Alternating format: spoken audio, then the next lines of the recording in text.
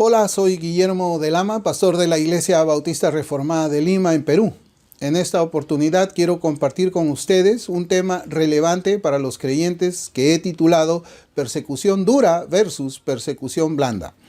Este asunto es pertinente en un periodo en el que la verdad no es aceptada por un gran número de individuos, incluyendo a muchos que han profesado su fe en el Señor Jesucristo y se denominan cristianos, quienes se supone deben amar la verdad, vivir en la verdad y proteger la verdad.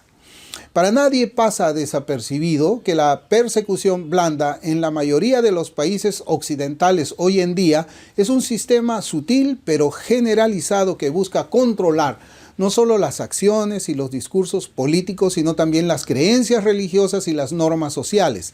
Este principio difiere significativamente de la persecución dura de los regímenes históricos que se fundamentaban en la violencia y la represión evidentes. Deseo centrarme en la persecución blanda en el contexto cristiano, reformado y protestante, y para ello necesito iniciar con la elaboración de las definiciones del caso. ¿Qué entiendo por una persecución dura? La persecución dura es un sistema de control que se distingue por emplear la violencia y el temor para forzar el acatamiento de determinadas reglas.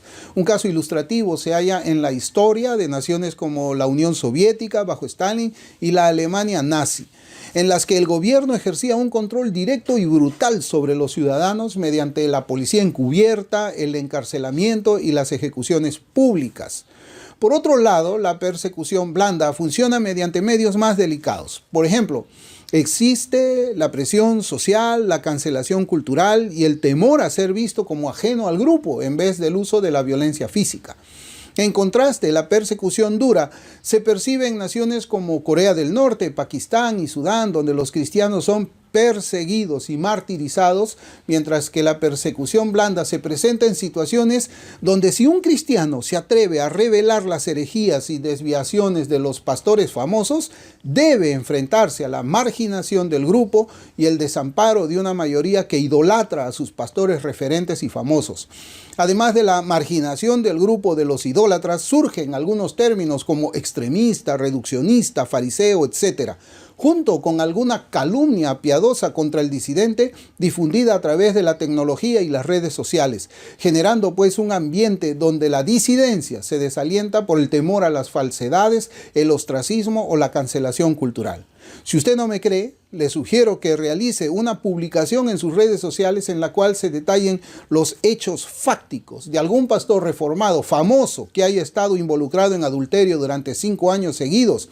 De inmediato se activará un sistema de persecución suave contra usted para silenciarlo, denigrarlo y difamarlo. Los hechos carecen de relevancia ante los sentimientos de los fans, quienes intentarán limpiar la imagen del traidor sin importar el costo de exponer a Cristo a la deshonra y el desprecio. No importan los hechos fácticos. Tampoco es relevante si el famoso practica el pecado, o si es marxista, o si es progresista, o si cierra la boca frente a los pecados de sus coleguitas. Para estos fans, el famoso debe ser intocable y nadie debe atreverse a decir la verdad de los hechos pecaminosos. De lo contrario, serán marginados por exponer el pecado y la iniquidad.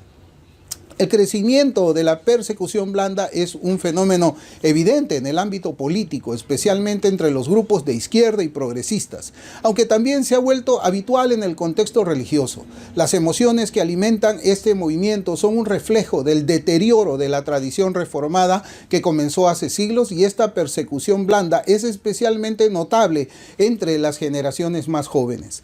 Estoy convencido de que existen profesantes reformados que optan por la autocensura o se alinean con las ideas predominantes para evitar consecuencias sociales o personales. Sin embargo, también creo firmemente que el Señor ha preservado un pequeño grupo que motiva a los cristianos a resistir las presiones de la persecución blanda. Este grupo anima a los hermanos a defender los principios bíblicos, la verdad y la auténtica fe reformada, priorizando estos valores sobre los sentimientos que llevan a ocultar o distorsionar la verdad y a respaldar la mentira.